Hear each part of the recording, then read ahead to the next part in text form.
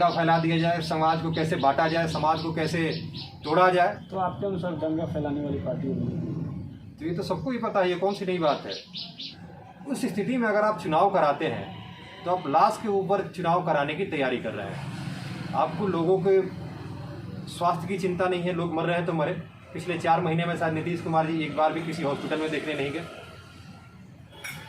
1000 लोगों पे एक डॉक्टर होना चाहिए, बिहार में 44,000 लोगों पे एक डॉक्टर है। तो आप उस बिहार की स्थिति समझिए जहाँ लगभग 50,000 लोगों को एक डॉक्टर ट्रीट कर रहा हो, तब क्या हालात हो सकते हैं वहाँ पे। जो प्रधानमंत्री लगातार इस बात को कहते रह रहे हैं कि आज हम आर्टिफिशियल इंटेलिजेंस की बात करते हैं, आर्टिफिशियल इंटेलिजेंस से ही विकास हो सकता है, आर्टिफिशियल इंटेलिजेंस से ही हम 5 ट्रिलियन इकॉनमी को प्राप्त कर सकते हैं। उस पार्टी के लोग और जो पूर्व में MLC भी रह चुके हैं, वो अगर ऐसी बात करें तो मुझे लगता है कि शायद वो अपने प्रधानमंत्री को ही फॉलो नहीं करते। नमस्कार, मैं सचिन और आप देख रहे हैं बिहार न्यूज़ एक्सप्रेस।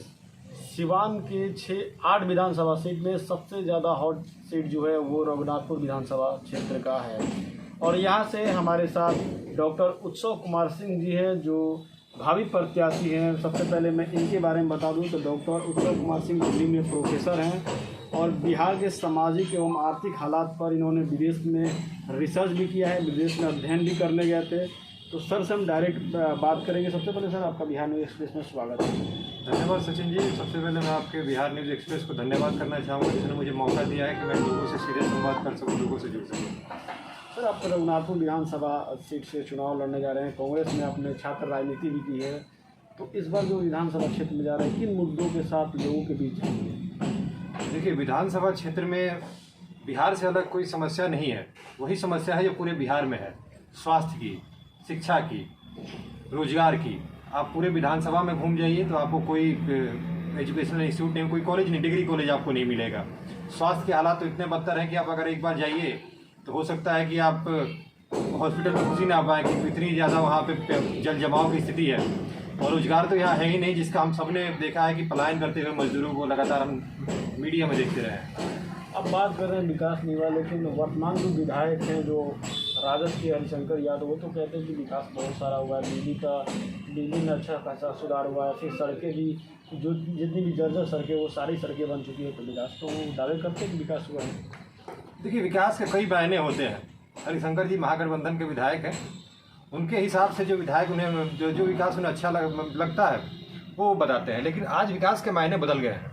विकास का मतलब ये नहीं होता कि बड़ी बड़ी बिल्डिंगें हो। विकास का मतलब ये होता है जब गरीब आदमी उस बड़े से हॉस्पिटल में जाके इलाज की सुविधा पा सके, कोई बहुत बड़े विश्वविद्यालय में जाके शिक्षा पा सके। सही मायने में विकास तब होता है जब एक हाशिए का इंसान वहाँ तक पहुँच पाता है, वहाँ जाकर उसकी सुविधाएं ले पाता है।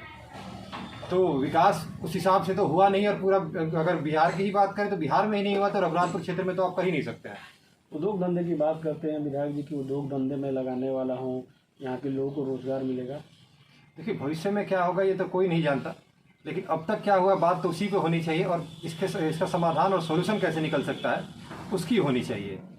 हो सकता है उनके पास योजनाएं हों और वो भविष्य में लाने की भी बात करते तो उन्होंने कहीं बात की होगी, समय की वजह से और कुछ कारणों से नहीं ला पाए हों। लेकिन आज हर कोई क्षेत्र, क्या पूरे बिहार के जितने भी युवा हैं वो रोजगार के अभाव से त्रस्त हैं। उनके पास रोजगार नहीं है, उनके पास आमदनी का कोई जरिया नहीं है, जिसकी वजह से पलायन होता है। और पलायन की स्थिति में हमने हाल ही में महामारी में देखा है कि क्या स्थिति हो गई है हमारी। आपको क्या लगता है रघुनाथपुर विधानसभा से भावी प्रत्याशी हैं जो वर्तमान विधायक थे, उन्होंने 5 सालों में विकास किया है या नहीं? देखिए, मैं भावी प्रत्याशी हूँ और मेरे लिए ज़्यादा ज़रूरी है कि सॉल्यूशन क्या हो सकता है, मैं उस पर बात करूँ। नहीं, सवाल है कि आपके जो विधायक हैं उन्होंने 5 सालों में विकास किया कि नहीं? देखिए, विधायक जी ने इससे जितना हो सकता है विधायक जी ने किया है। मैंने आपको पहले ही बताया कि उन्हें जो विकास लगता है, क्योंकि आप उनकी उम्र देख लीजिए, एक आदमी की टेंडेंसी होती है और मेंटेलिटी होती है, वो जैसा सोचता है वैसा करता है। तो हो सकता है कि आपके लिए डेवलपमेंट के अलग मायने हो, मेरे लिए अलग मायने हो। आप न्यूज़ एजेंसी में आप न्यूज़ का काम करें तो आपके लिए हो सकता है एक अच्छा और एक रिकॉर्डिंग एसेट है तो आपके लिए डेवलपमेंट का मायने हो। मैं दूध बेचता हूँ तो हो सकता है कि मेरे लिए अगर दूध को कैरी करने के लिए अच्छा बर्तन है तो मेरे लिए विकास है। तो अलग अलग मायने हैं। लेकिन आज युवा जनता के लिए रोजगार सबसे ज़रूरी है। और रोजगार देखिए, मैंने पहले भी कहा है कि बिहार एक लैंड स्कार्स स्टेट है, तो यहाँ रोजगार की संभावनाएं ज़मीन पे तो नहीं है, हवा में ही है। जो हवा में अब रोजगार कैसे होगा? आज देखिए, आज हम चौथे इंडस्ट्रियल रेवोल्यूशन में है। चौथा इंडस्ट्रियल रेवोल्यूशन वो होता है जो आर्टिफिशियल इंटेलिजेंस की बात करता है। आपकी ये मीडिया एजेंसी चल रही है, आपने ज़मीन पे कहीं आपका बहुत बड़ा सेटअप नहीं होगा। आपके पास एक मोबाइल है, एक कैमरा है और एक कंप्यूटर है, जिससे आपका पूरा का पूरा ये न्यूज़ चैनल चल रहा है। तो ये हवा में ही चल रहा है, इसके लिए बहुत बड़े ज़मीन की ज़रूरत नहीं है हमें। तो जो लोग ये कहते हैं कि इंडस्ट्री हवा में नहीं बैठ सकती, उन्हें आर्टिफिशियल इंटेलिजेंस के बारे में जानना चाहिए कि आज ऐप बेस्ड जो बिजनेस शुरू हुए हैं। आप एक क्लिक पे आप किसी टैक्सी को बुक कर लेते हैं, आप एक क्लिक पे आप रेल की टिकट बुक कर लेते हैं, आप एक क्लिक पे आप जहाज़ का टिकट बुक कर लेते हैं। तो ये सारी इंडस्ट्रियाँ हवा में ही चलती हैं, इनके लिए बहुत बड़े ज़मीन की ज़रूरत नहीं होती। तो क्या लगता है कि आपके लिए रघुनाथपुर विधानसभा के लिए डिजिटल बिजनेस करने का प्लान है? देखिए, आर्टिफिशियल इंटेलिजेंस के लिए जागरूकता की ज़रूरत है, लोगों में प्रशिक्षण की ज़रूरत है। लोगों को अगर पता होगा, क्योंकि आप देखिए स्मार्टफोन हर किसी के पास है, कोई ऐसा नौजवान नहीं होगा जिसके पास स्मार्टफोन नहीं होगा। अब उसे हमें इस तरह से ट्रेंड करना है कि उस स्मार्टफोन से वो कैसे मतलब एक एंटरप्रेन्योर बन सकता है, कैसे वो एक बिज़नेस डेवलप कर सकता है। जैसे आपको भी कहीं से प्रेरणा मिली होगी तो आपने भी एक बिज़नेस शुरू किया है, तो वैसे ही आप अगर प्रशिक्षण दें लोगों को, तो हो सकता है कि आने वाले समय में बेरोजगारी की समस्या बहुत हद तक दूर हो सकती है। देखा जाए तो बिहार में कांग्रेस का राजद के साथ गठबंधन है और आपके गठबंधन के ही अभी विधायक हैं जिन्होंने साफ तौर पे कहा कि उनका दावा है कि उनका टिकट नहीं कटने जा रहा है। ऐसे में आप भी भावी प्रत्याशी हैं, युवा हैं, तो क्या अगर गठबंधन में वो सीट राजद को जाती है तो क्या डॉक्टर उत्सव कुमार सिंह निर्दलीय मैदान में आएंगे? देखिए, मेरा ऐसा ना, मैंने कभी ऐसा दावा किया है कि मैं निर्दलीय लड़ूंगा और ना ही मेरा कोई ऐसा विचार है। मैं कांग्रेस का एक सिपाही हूँ, मैं कांग्रेस की बातों को लेकर लोगों के बीच जाता हूँ, कांग्रेस की बातों को ज़्यादा से ज़्यादा लोगों तक पहुँचाता हूँ। पार्टी अगर समझती है टिकट होना ना महागठबंधन का, देखिए वो बहुत सारी पार्टियां हैं इसमें, किसी वजह से टिकट हो भी सकता है, किसी वजह से टिकट नहीं भी हो सकता है। टिकट नहीं होगा, मैं 17 साल से कांग्रेस के लिए काम कर रहा हूँ, आगे भी काम करता रहूँगा। मेरा कोई ऐसा वो नहीं है कि मैं अगर मेरा टिकट नहीं हुआ तो मैं निर्दलीय लड़ जाऊँगा। 17 सालों से आप कांग्रेस में हैं, लेकिन क्या आपको ये लगता है कि बिहार में और खासकर सीवान में कांग्रेस की स्थिति थोड़ी कमज़ोर है? कांग्रेस का जो संगठन है वो काफ़ी कमज़ोर है। देखिए, संगठन के तौर पे बहुत सारे नए पहल हुए हैं। अभी राहुल जी ने पिछले ही भाषण में कहा था कि इस बार वो युवाओं को मौका देंगे, शिक्षित लोगों को मौका देंगे। और जब एक युवा आता है, जब एक युवा घूमता है, जैसे मैं घूमता हूँ गाँव में, तो लोगों को मुझे देख के ये उम्मीद जगती है कि ये भी हमारी तरह ही एक लड़का है जिसकी समस्याएं भी हमारी तरह की हैं। तो समस्याएं देखिए जब एक तरह की होंगी तो उसके समाधान ढूंढने के लिए भी सब लोग मिल के रहेंगे।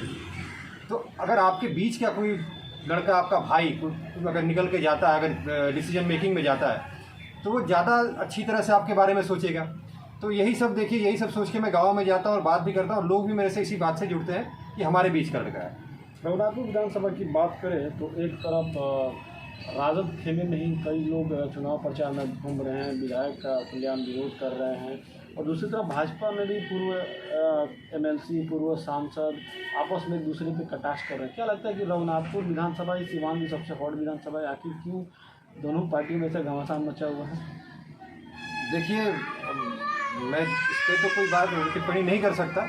ये तो उस पार्टी के खुद ही मतलब, अगर कि आरजेडी देखिए मुख्य विपक्षी पार्टी है, तो अगर मुख्य विपक्षी पार्टी होने के नाते उसमें संभावनाएं भी लोगों को ज़्यादा दिखती हैं, तो लोग ज़्यादा उम्मीदवार आते हैं। लेकिन आपसी कटाक्ष तो नहीं होने चाहिए, क्योंकि पार्टी एक है, विचारधारा एक है, तो आपको हर किसी की बातों को सुनना चाहिए और हर किसी की बातों को लेकर चलना चाहिए और सम्मान भी करना चाहिए। अब जहाँ तक रही बात बीजेपी की, तो बीजेपी की तो आप देखते रहिए कि उस पार्टी का चाल चेहरा और चरित्र ही अलग है, उसके बारे में तो टिप्पणी करना ही बेकार है। मुख्य रूप से रघुनाथपुर के लोग जो हैं, जनता है जो अब प्रत्याशी होते तो जो आपको वोट डालेगी, वो ये जानना चाहेगी कि रघुनाथपुर विधानसभा के लिए अगर आप विधायक बनते हैं तो आपके लिए क्या क्या प्लानिंग है, कैसे डेवलपमेंट करेंगे, क्या क्या मुख्य बातें आपकी रहेंगी रघुनाथपुर विधानसभा के विकास के लिए? देखिए, सबसे पहली प्राथमिकता तो है शिक्षा का, क्योंकि शिक्षा ही वो एक ऐसा हथियार है जो आपको गरीबी से निकाल सकता है। हम बिहार में हैं, बिहार में 52% लोग बहुआयामी गरीबी से त्रस्त हैं, और जब तक गरीबी को आप दूर नहीं करेंगे तब तक हम किसी भी डेवलपमेंट को नहीं पा सकते। तो सबसे पहला मेरा जो रोड मैप है वो शिक्षा पे है। सबसे पहला जोर मेरा शिक्षा पे है। शिक्षा के बाद आप स्वास्थ्य के लिए कब जाते हैं? स्वास्थ्य के लिए आप तभी जाते हैं जब आपके पास पैसा होता है। एक कहावत है, अफ्रीकी कहावत है कि एक बीमार आदमी जब गरीब होता है तो उसकी बीमारी उसके कब्र तक उसे ले जाती है। तो और इसे चरितार्थ होते हुए आपने बिहार में देखा होगा कि जब एक बीमार आदमी कोरोना से पीड़ित होकर हॉस्पिटल में जाता है तो कैसे हॉस्पिटल में पहुंचने से पहले ही दम तोड़ देता है। ये हालात क्यों है? ये हालात इसलिए हैं कि जहां WHO कहता है कि 1000 लोगों पे एक डॉक्टर होना चाहिए, बिहार में 44,000 लोगों पे एक डॉक्टर है। तो आप उस बिहार की स्थिति समझिए जहाँ लगभग 50,000 लोगों को एक डॉक्टर ट्रीट कर रहा हो, तब क्या हालात हो सकते हैं वहाँ पे। तो इन्हीं सब यही मुद्दे हैं। और उसके बाद बात आती है रोजगार की। अब रोजगार में देखिए, यहाँ तो लोग कह रहे हैं कि हवा में नहीं बन सकता। जैसे मैंने आपको पहले ही बताया कि आर्टिफिशियल इंटेलिजेंस का ज़माना है, और जिस पार्टी के लोग ये कह रहे हैं शायद वो अपने प्रधानमंत्री को ही फॉलो नहीं करते। जो प्रधानमंत्री लगातार इस बात को कहते रह रहे हैं कि आज हम आर्टिफिशियल इंटेलिजेंस की बात करते हैं, आर्टिफिशियल इंटेलिजेंस से ही विकास हो सकता है, आर्टिफिशियल इंटेलिजेंस से ही हम 5 ट्रिलियन इकॉनमी को प्राप्त कर सकते हैं। उस पार्टी के लोग और जो पूर्व में MLC भी रह चुके हैं, वो अगर ऐसी बात करें तो मुझे लगता है कि शायद वो अपने प्रधानमंत्री को ही फॉलो नहीं करते। रघुनाथपुर विधानसभा में लगातार आप दौरा कर रहे हैं, लोगों का जनसंपर्क के दौरान किस तरह का सहयोग मिल रहा है? देखिए, मैंने आपको पहले ही बताया कि लोगों को तो ऐसा लगता है कि उनके बीच का उनका भाई कोई आज तैयारी कर रहा है और चुनाव लड़ने की बातें कर रहा है। क्योंकि आज तक तो हमारे यहाँ एक पूरा का पूरा एक सेटअप रहा है कि हाँ, कुछ आपके पास कुछ बेसिक क्राइटेरिया है कि आपके पास आपके ऊपर इतने केस होने चाहिए, आपके ऊपर ये चीज़ें होनी चाहिए, तब आप चुनाव लड़ सकते हैं। लेकिन उन्हें लगता है कि एक पढ़ने लिखने वाला सामान्य सा एक लड़का जो कि दिल्ली यूनिवर्सिटी में पढ़ते पढ़ते पढ़ा भी रहा है, और वो आके अगर चुनाव की तैयारी कर सकता है, तो एक युवाओं में अलग ही उत्साह है। और हर किसी के अंदर एक चेतना जगी हुई है कि एक सामान्य इंसान भी चुनाव में आ सकता है और चुनाव लड़ सकता है और उनकी समस्याओं को आगे लेके जा सकता है। क्योंकि समस्या देखिए आज जाति और धर्म देख के नहीं आती है। इस महामारी ने हमें ये बता दिया कि महामारी किसी धर्म और जाति विशेष की नहीं होती, वो जब आती है तो सबको एक साथ समेटती है। बेरोजगारी किसी एक वर्ग के लिए नहीं आता, बेरोजगारी जब आता है तो पूरे पूरे देश को ही समेट लेता है। तो युवाओं में एक देखिए एक अलग तरह का विश्वास जगह है कि हम हमारे बीच का लड़का है और हमारी समस्याओं को जानता है, तो हो सकता है ये शायद कुछ करेगा हमारे लिए। एक अहम सवाल है, एक तरफ कोरोना का कहर जारी है और दूसरी तरफ बाढ़ है, तो ऐसे समय में क्या आपको लगता है कि चुनाव कराना चाहिए? देखिए, बिहार का 73% 94,000 स्क्वायर किलोमीटर एरिया में से 64,000 स्क्वायर किलोमीटर एरिया बाढ़ प्रभावित है। 73% अधिकतर नॉर्थ बिहार का एरिया है, ये तो बाढ़ प्रभावित है। जो साउथ बिहार के एरिया हैं वहाँ जल जमाव की स्थिति है, छोटी छोटी नदियों की वजह से जल जमाव है। आप घर के बाहर नहीं निकल सकते हैं, घर के बाहर निकलने के लिए आपको घुटने भर पानी में से निकल के जाना पड़ेगा।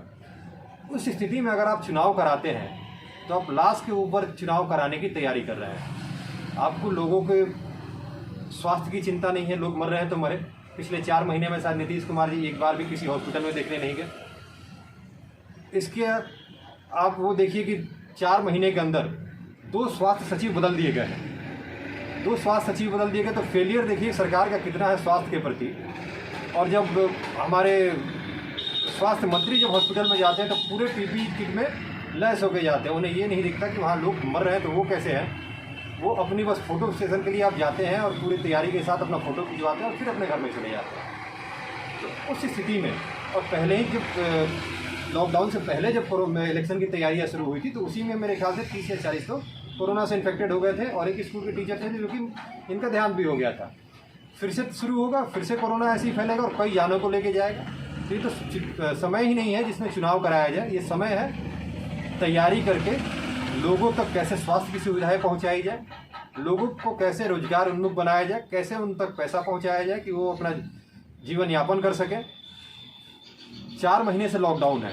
अब 4 महीने तो सोचिए, हम बहुत छोटी इकोनॉमी में रहने वाले लोग हैं, जहाँ एक किसान 100 रुपये की सब्जी टोकरी में लेके आता है, बेचता है और उससे जो कमाई होती है उससे उसका घर का खर्च चलता है। अब 4 महीने में सोचिए वो उसने क्या बेचा होगा और क्या खाया होगा। सरकार को इसकी सुधरने की कोई ज़रूरत नहीं पड़ी है। सरकार लगातार अपने चुनाव के तंत्र में लगी हुई है कि चुनाव कैसे करा जाए। लेकिन सरकार का तो कहना है कि तो चुनाव आयोग को तय करना है कि कराया जाए या नहीं कराया जाए चुनाव। चुनाव आयोग को तो तय करना है, लेकिन अनुशंसा तो राज्य सरकार भी कर सकती है, केंद्र सरकार भी कर सकती है। संविधान में बहुत सारे प्रावधान हैं जिसको देख के केंद्र सरकार निर्णय ले सकती है। तो ऐसा नहीं है कि चुनाव आयोग सबसे सुप्रीम है। इस देश में चेक और बैलेंस का संविधान ने हमें पूरा का पूरा ढांचा दिया है, कोई यहाँ सुप्रीम नहीं है। अगर लगता है केंद्र सरकार को चुनाव नहीं होना चाहिए, और केंद्र सरकार को लगना भी चाहिए, क्योंकि जब केंद्र सरकार की स्वास्थ्य की टीम बिहार में आई थी तो मायूस होकर गई थी। उन्हें यहाँ पे कुछ दिखा ही नहीं था। उन्हें लग रहा था कि यहाँ लोग जिस हालात में मर रहे हैं शायद जानवर भी ऐसे ना मरते हों। हालात ये है कि लोगों को ऑक्सीजन खत्म होने पे खुद ही धरने पे बैठ जाना पड़ता है। हॉस्पिटलों में इतना पानी भरा हुआ है कि आप बेड से नीचे नहीं उतर सकते। तो ऐसी स्थिति में चुनाव कराने के लिए केंद्र सरकार को भी निर्णय लेना चाहिए और आगे आना चाहिए। तो एक सवाल है कि अगर आप महागठबंधन से प्रत्याशी होते हैं तो सामने बीजेपी ही मुख्य रूप से हो सकती है। तो ऐसे में मनोज सिंह आपके लिए ज़्यादा टक्कर देंगे या पूर्व सांसद ओम प्रकाश यादव पुत्र हैप्पी यादव? देखिए, टक्कर तो इसमें कोई ऐसा नहीं है कि अगर मुकाबला होता है तो महागठबंधन और एनडीए से होगा। अब कैंडिडेट कोई भी हो, क्योंकि उनके कैंडिडेटों में कुछ ज़्यादा फर्क नहीं होता। हर कोई एक ही बात करता है। हर कोई ये बात करेगा कि कैसे समाज में कैसे दंगा फैला दिया जाए, समाज को कैसे बांटा जाए, समाज को कैसे तोड़ा जाए। कोई ये नहीं कहेगा कि कैसे यहाँ पे शिक्षा के संस्था खोली जाए। कोई ये नहीं कहेगा कि कैसे यहाँ पे स्वास्थ्य की सुविधाएं मुहैया कराई जाए। कोई ये नहीं कहेगा कि इंडस्ट्री कैसे बैठाई जाए। अगर इंडस्ट्री की बात करेंगे तो लोग कह देंगे कि यार हवा में इंडस्ट्री नहीं बैठती है। तो आपके अनुसार दंगा फैलाने वाली पार्टी होगी? तो ये तो सबको ही पता है, ये कौन सी नई बात है। चलिए, लोगों से क्या अपील करेंगे? रघुनाथपुर विधानसभा की जनता से क्या अपील करेंगे? रघुनाथपुर की जनता से मेरा तो सबसे पहले यही अपील है कि देखिए, महामारी का समय है। एक तरफ तो बाढ़ है और दूसरी तरफ ये कोरोना है। हमें इन सबसे बच के रहना है और पूरी तरह से नियमों को पालन करते हुए रहना है, ताकि हम कोरोना से खुद को बचा सके। अगर खुद को नहीं बचा सके तो सरकार की तरफ से जो सुविधाएं मुहैया हैं, शायद उससे आप सब लोग वाकिफ़ हैं कि आप हॉस्पिटल तक तो जा ही नहीं सकते। अगर चले भी गए तो आपको बेड नहीं मिलेगा। बेड अगर मिल गया तो ऑक्सीजन नहीं मिलेगा। इसलिए ज़्यादा ज़रूरी है कि आप आत्मनिर्भर हो जाइए और खुद की सुरक्षा खुद के हाथों में लीजिए। अपने लिए लोगों से क्या अपील करेंगे? देखिए, मैं अपने लिए तो कुछ अपील नहीं करूंगा। मैं लोगों से ये अपील जरूर करूंगा कि लोग प्रतिनिधियों से सवाल करें कि क्या किया उन्होंने 5 साल में, और आगे अगले 5 साल में क्या करेंगे। आपके लिए इंडस्ट्रियलाइजेशन के लिए आप क्या क्या रोड मैप है आपके लिए, आप कैसे शिक्षा को सुधार सकते हैं, आप कैसे रोजगार मुहैया करा सकते हैं। तो इन सब सवालों को लोगों से, अपने जो भी उनके पास वोट के लिए आते हैं, उनसे करना चाहिए और उनसे पूछना चाहिए, और तभी उन्हें वोट देना चाहिए, चाहे वो कोई भी हो, किसी भी पार्टी का हो। हमारे साथ डॉक्टर उत्सव कुमार सिंह थे, जिन्होंने बड़ी ही बेबाकी से हमारे सवालों का जवाब दिया। साथ ही उन्होंने जनता से अपील किया कि जो भी प्रतिनिधि आपके बीच आता है उनसे ये जरूर सवाल करें कि आपने पिछले 5 साल में किया गया और आने वाले 5 सालों में आपके लिए क्या रोड मैप है और किस तरह की आप विकास कर पाएंगे, क्या प्लानिंग है। तो डॉक्टर उत्सव कुमार सिंह हमारे साथ जुड़े थे। अब आने वाले वक्त में पता चलेगा कि जनता इनके लिए कितना गुलबंद है। सहयोगी डॉक्टर धीरज के साथ सचिन कुमार, बिहार न्यूज़ एक्सप्रेस, सिवान।